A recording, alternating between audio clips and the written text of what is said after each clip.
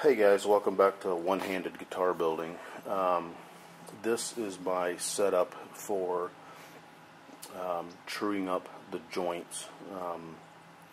I would use the same thing if I was joining up the seam on like a guitar back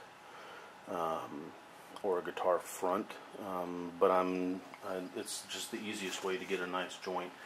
These pieces of wood, the sandwich pieces, they're not structural in the way that if that joint fails, the whole thing's going to fall apart, because they're sandwiched in between two 3/4 inch pieces of pine. But I want to do as good a job as I can, so I get this squared up. This is a piece of tempered glass that I've got down here, and I get this squared up so that way I can take my joint, hold these two pieces of wood, sand them back and forth, hold the joint up to the light to the point where I don't have any light coming through anymore. So as you can see, here are these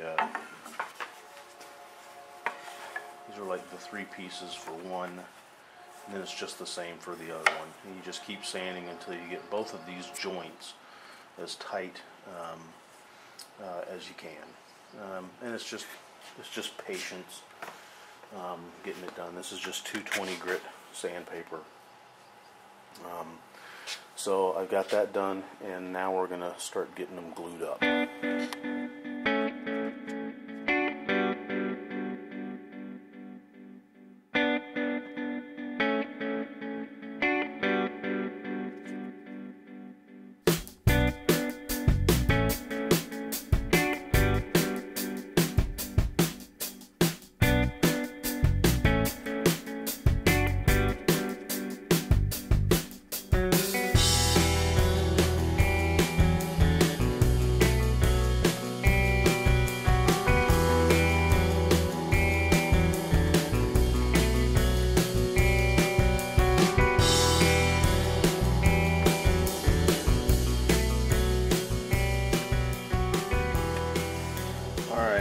As you can see, I've been dragged kicking and screaming into the 20th century here with an actual electric sander, which kind of drives me nuts because that is a maple neck blank. Because previously I could sand without one of these, but now I can't. So anyways, we're going to sand the inside of all of these blanks, the surfaces that are going to get glued up, and then time permitting, I will go ahead and sand the outside of these, just because if I can get it all done in one day, that's fine. It's nice and wet. It's raining finally here in Northern California, and it'll help to kind of keep the dust down. So alright, here we go.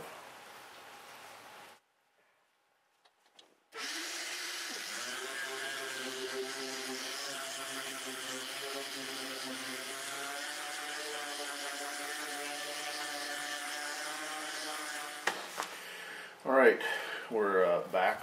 We have successfully glued our sandwich pieces here. And normally what I would do is I would take the scraper and I would scrape this excess glue off of here and smooth this seam out. But obviously, since my shoulder does not work, we won't be doing that. So we're going to use the new sander, and just wanting to get, again, the excess glue off, get a nice smooth piece so that when we sandwich it in between these pieces of pine, we'll have a nice solid contact between everything.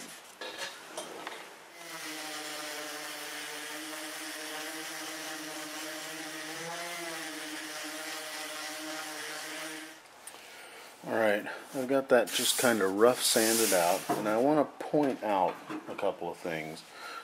This is stuff that didn't pass for one reason or another.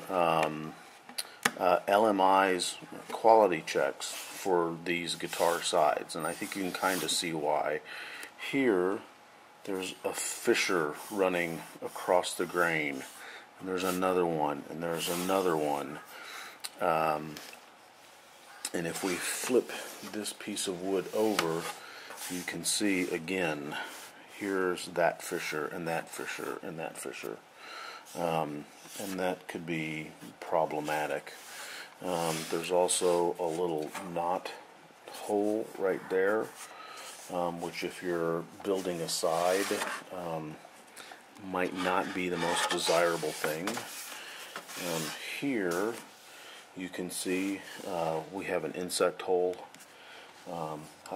Hopefully I won't generate too much mail by calling that an insect hole, because I don't know if it's a beetle or if it's a worm or what it is. And then over here I've got some gaps in the wood.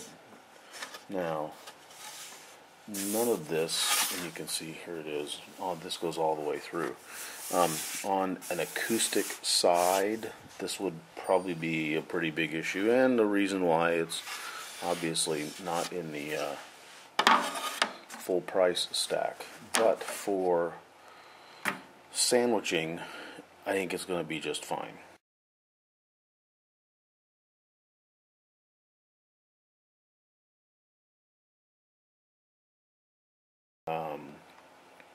So now I'm going to figure out how to make a couple of registration pins so that once I get my wood in position, I can set those pins so that the top, the middle, and the bottom are all going to end up in the same place while we clamp it.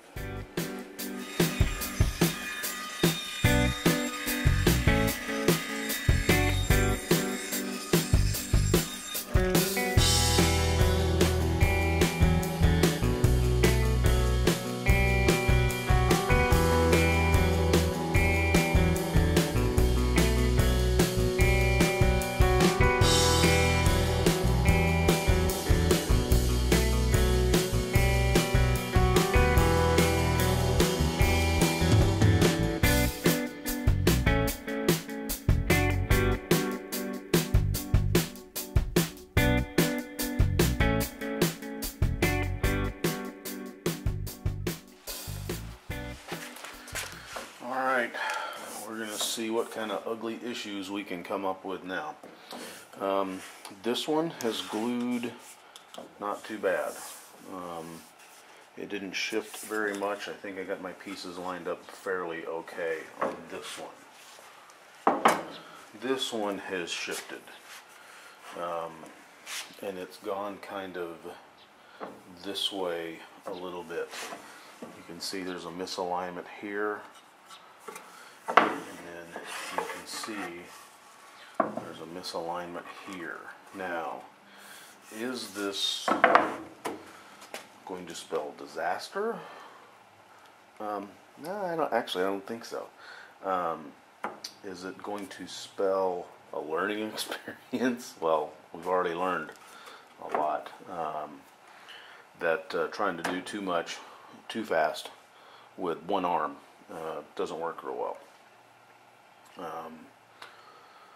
So, lesson partially learned there, and it would probably just have been easier and more accurate to glue this to this and then wait, and then glue this to this and then wait, and then do this second guitar here in the back. But we didn't,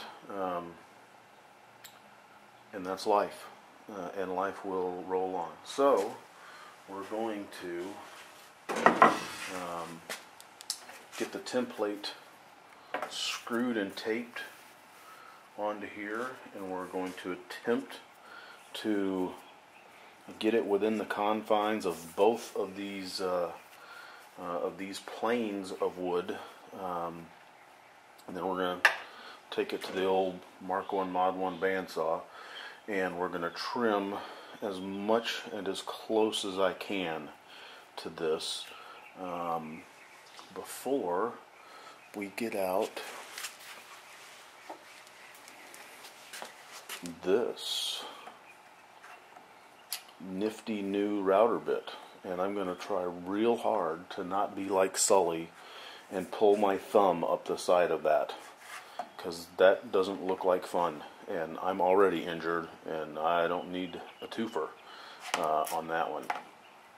So we'll do that, and then the more challenging part is of course going to be trying to figure out a way to get this template to fit on this bottom one that has shifted. If not, we will probably have a modified Telecaster body of some ilk. So that's where we're at. Let the fun begin.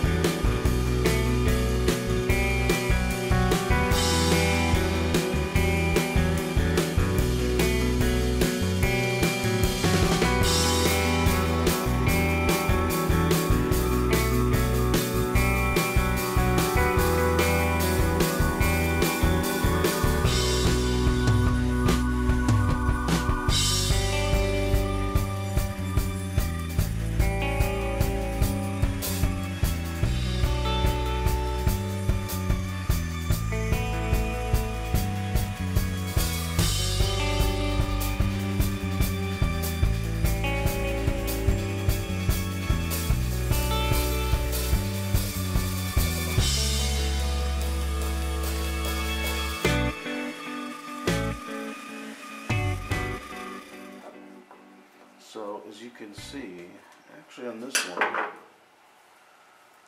it's not too bad.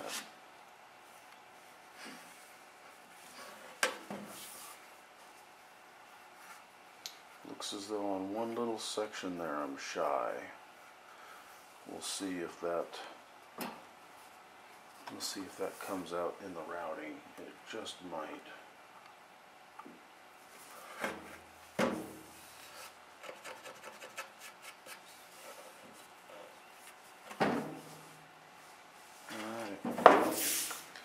There's one.